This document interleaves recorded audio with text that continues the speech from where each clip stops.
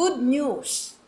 Kung kayo ay same-sex partners at pareho kayong nag-ipon, nagbayad at nagpagawa ng bahay, pero sa pangalan lamang ng isa nakalagay ang titulo, hindi ibig sabihin na wala ng karapatan ang isang partner.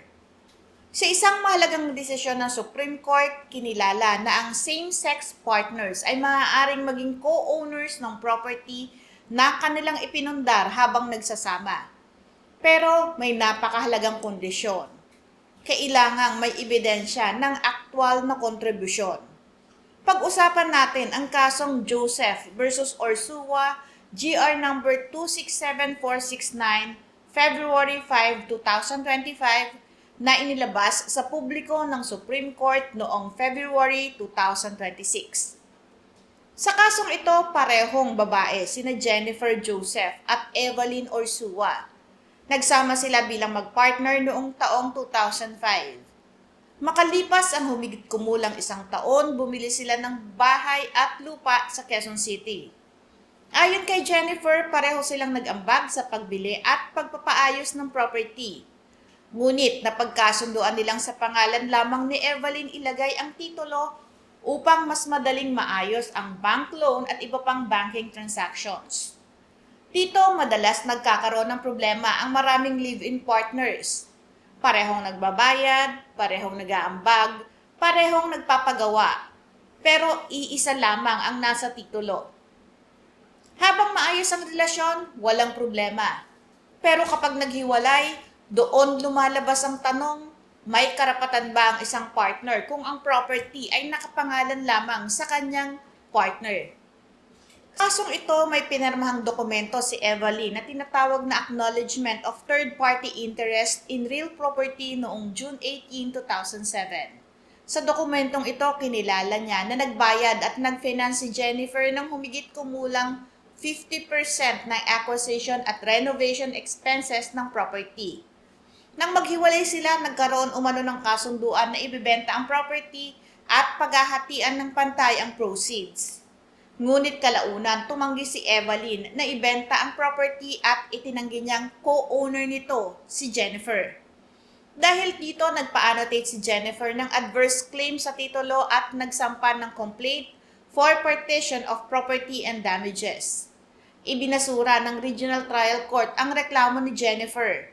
Ayon sa RTC, hindi raw sapat ang ebidensyang dokumento upang patunayan ang kanyang contribution at co-ownership. Ini-affirm ng Court of Appeals ang dismissal. Bagamat tinanggal nito ang damages na ipinataw laban kay Jennifer. Kaya umakyat ang kaso sa Supreme Court. Sapat nga ba ang pinirmahang acknowledgement upang mapatunayan na may actual na contribution si Jennifer at co-owner siya ng nasabing property? Ang sagot ng Supreme Court, oo. Sa kasong ito, naging mahalaga ang pagkakaiba ng Article 147 at Article 148 ng Family Code. Ang Article 147 ng Family Code ay tumutukoy ito sa isang lalaki at isang babae na may kapasidad sanang magpakasal sa isa't isa, walang legal impediment o hadlang, ngunit nagsasama ng walang kasal. Sa Article 147, may mas malawak na presumption ng joint ownership. Ang contribution ay maaari ring manggaling sa pangangalaga sa tahanan at pamilya.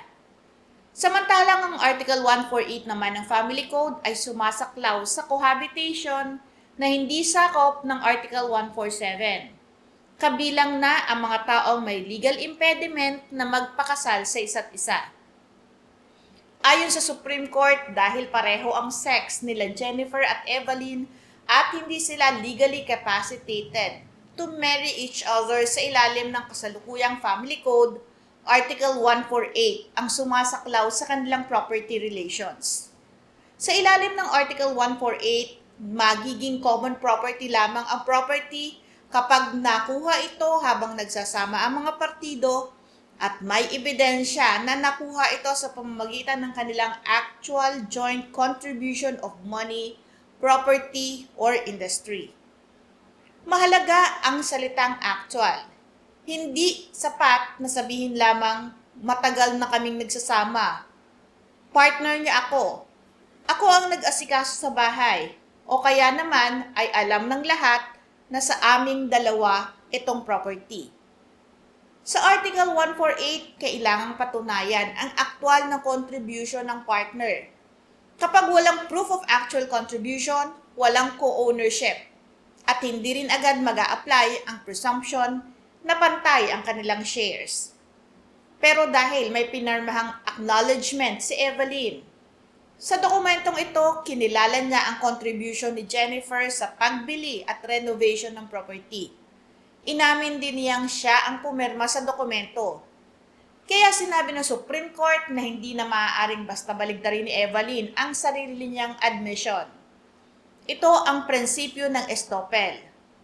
Kapag malinaw na kinilala sa isang dokumento ang karapatan o contribution ng isang tao, hindi mo na maaaring basta itanggi iyon, kalaunan kung umasa ang taong iyon sa iyong pagkilala. Dahil sa acknowledgement, napatunayan ang actual contribution ni Jennifer. At dahil kinilala ang humigit kumulang 50% contribution niya, idiniklara siya ng Supreme Court bilang co-owner ng 50% ng property. Kapag may co-ownership, ang bawat co-owner ay may karapatang humingi ng partition. Maaaring pisikal na hatiin ng property kung posible, o ibigay ang property sa isang co-owner kapalit ang pagbabayad sa share ng isa, o kaya naman ay ibenta ang property at hatiin ang net proceeds ayon sa kani-kanilang shares. Dahil kinilala si Jennifer bilang 50% co-owner, may karapatan siyang humingi ng paghahati ng property. Ibinalik ng Supreme Court ang kaso sa Regional Trial Court para sa kaukulang partition proceedings. Pero tandaan po natin na hindi sinabi ng Supreme Court na legal na ang same-sex marriage sa Pilipinas. Hindi rin ito binigyan ang same-sex couples ng lahat ng rights ng legally married spouses. Ang kinilala ng korte ay isang property right arising from proven contribution. Ang ruling ay tungkol sa co-ownership, actual contribution, estoppel, property partition at pag-iwas sa unjust enrichment. Hindi ito ruling na kinikilala ang same-sex marriage. Ang bottom line, kung nagsasama kayo at bibili ng property ng magkasama, same-sex man o opposite-sex partners, huwag umasa lamang sa tiwala at verbal agreement. Panatilihin at ipunin ang kopya ng bank transfer records, deposit slips, loan payment records, official receipts, construction receipts, renovation contracts, messages tungkol sa paghahati ng gastos, written acknowledgement of contribution, co-ownership agreement, at proof kung sino ang nagbayad ng down payment at monthly amortization. Mas mabuti ring ilagay sa pangalan ng parehong parties ang property kung pinapayagan ng transaction. Kung sa pangalan lamang ng isa, ilalagay, gumawa ng malinaw, notaryado at properly drafted agreement na nagsasaad kung magkano ang contribution ng bawat isa, ano ang percentage share, sino ang nagbabayad ng loan, taxes at repairs. Ano ang mangyayari kapag naghiwalay? Kung ibibenta ba ang property at paano hahatiin ang proceeds? Hindi nangangahulugan ang ruling na lahat ng same-sex partners ay automatic na may kalahating share.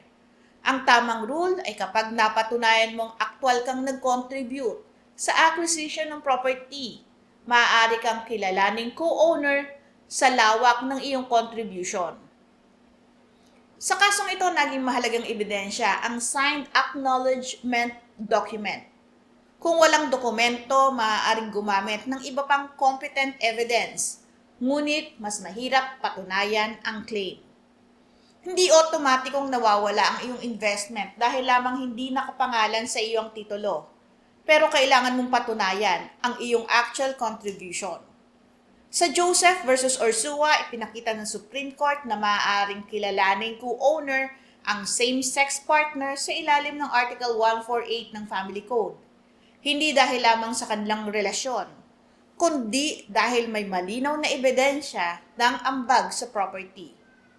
Kaya tandaan, sa usapin ng property, mahalaga ang tiwala, but documentation, protects your rights. Mag-follow, like, at subscribe para mas maraming discussions on Philippine law and recent Supreme Court decisions. Ako po si Attorney Claribel Lucila.